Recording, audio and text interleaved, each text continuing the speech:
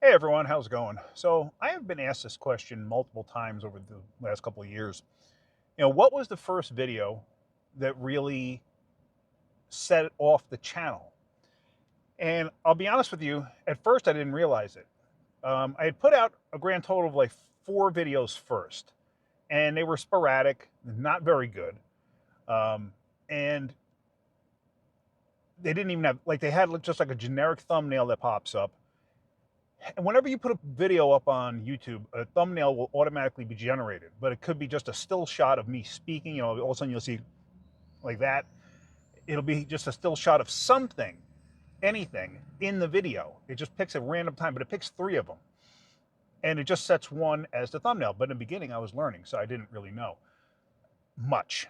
So anyway, the 5th video I put out was the ticking Silverado or Sierra, whatever it was, I don't recall. That turned out to be an ignition wire. So I had fixed, I had made the video, I had fixed it. It's only like a 3-minute long video, it's a short video, but I had put the plug wire back on and I gave it back to the customer and they didn't charge him.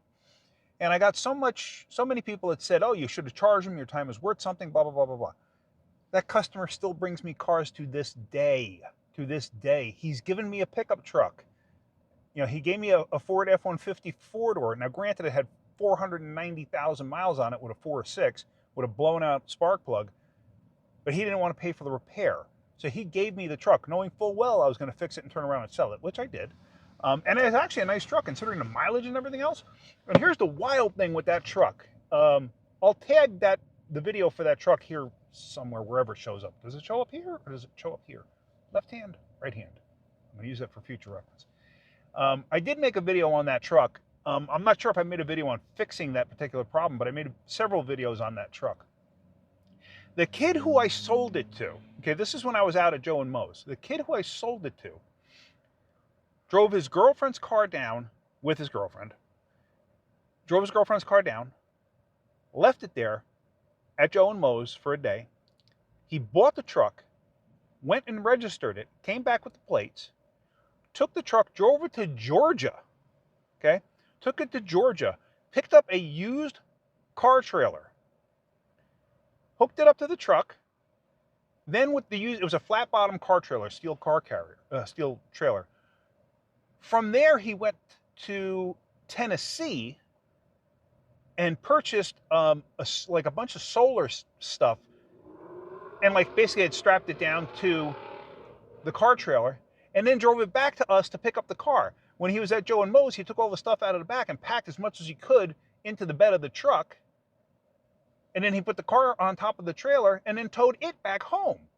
And his home at the time was up near where I live now, amazingly enough. And then he messaged me and said, the truck did fantastic. He goes, I put over 3,500 miles on this thing just in the last couple of days, and it's working absolutely fantastic. First off, to buy a used truck with 400 and something thousand miles and then drive it that distance, I mean, I would never even think to do that. So I give the kid credit for actually doing that and traveling that distance with it. So, but here I am, I'm going off on a tangent again.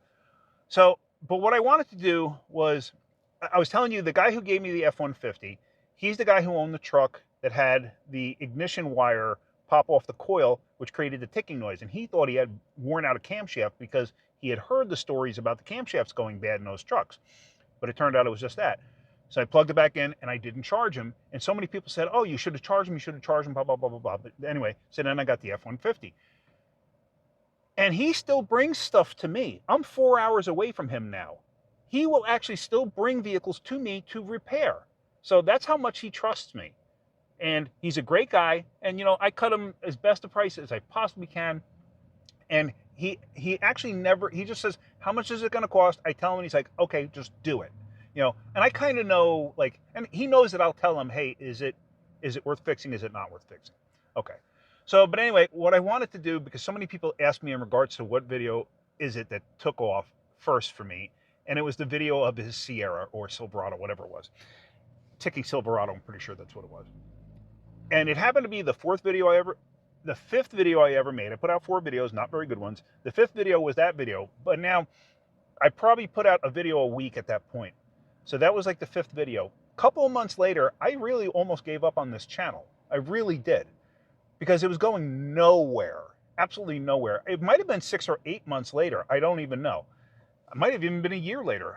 I don't recall. No, it had to be 6 months, because I was still at that shop before Joe and Moses, right about the transition time. And all of a sudden, my daughter calls me and says, hey, one of your videos is taking off. I go, really? Which one?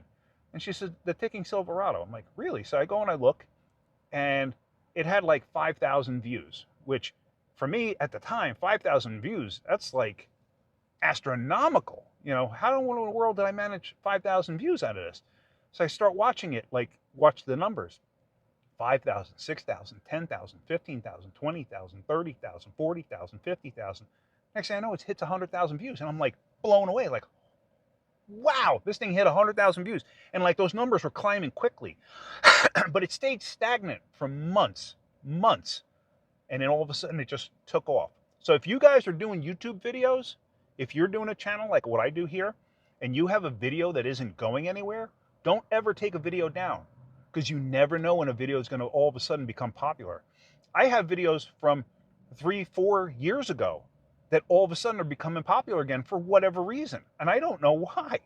You know, and it's like some of them just have cruddy thumbnails and cruddy titles, but all of a sudden they just take off. So if you do YouTube videos, never take a video down. Never, because you just never know. Even if it's a terrible video, maybe make a new thumbnail for it, make a new title for it, something, but never remove a video, because you never know what people are going to watch. So anyway, but what I wanted to get at with this video is I'm gonna attach that video, the original video, the one that all of a sudden got popular, and the one that actually brought me to where I am today, because I almost gave up on the channel. The one that brought me there, I'm gonna put that onto this video. So here is the ticking Silverado. Yep, here's the ticking Silverado. I hope you enjoy it. It's only like 3 minutes long, and the quality's probably not there from what I remember. I actually haven't watched it again, so I'm gonna put it on here in hopes that it's still worthwhile. All right, guys, have a great day. Keep wrenching. Enjoy this old video.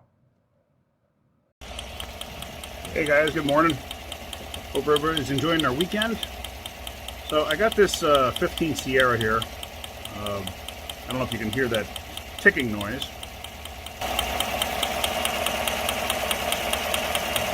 I'm pretty sure you can hear that. Anyway, customer brought it in, heard this ticking noise. Was kind of concerned. He just bought this thing not too long ago. I service all his vehicles, and he was saying that it just started making this ticking noise. It seems like it's running okay, but it's making this ticking noise. It does not have a check engine light. So I said, well, let me take a look. I don't know if you can actually see the problem from where you are as of yet. So I was kind of curious as to what it could possibly be. So started looking, and I listened with my stethoscope. Didn't really hear nothing. But it sounds to me like an arcing noise, you know, like a coil. But it really doesn't have much of a misfire. So I disconnected the coil on number 1, and now it's actually misfiring. Connect it back up, and misfire is actually gone. Disconnect it, it's got a misfire. Come to find out, plug wire is actually off the coil. So we're just going to stick that back on.